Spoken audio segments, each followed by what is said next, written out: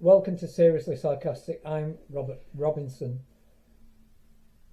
I'm talking today about Keir Starmer's attack on free speech.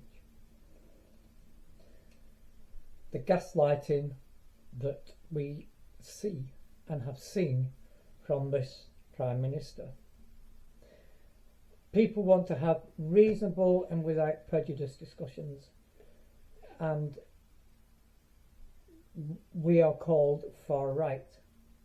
Let's look at the first example, Southport.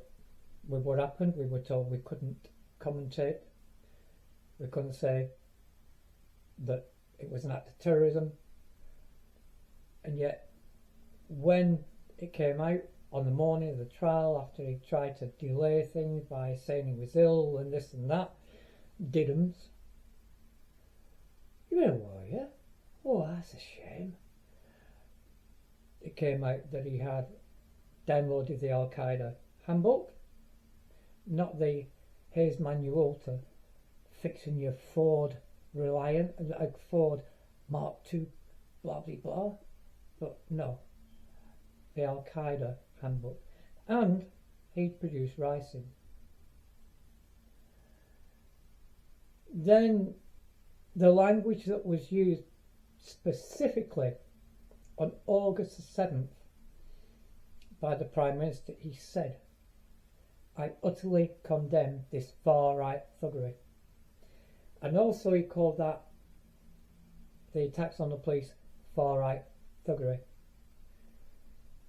When people were wanting, and still want, an inquiry into the Grooming gang scandal, he said this, but when the poison of the far right leads to serious threats against Jess Phillips, yada yada yada.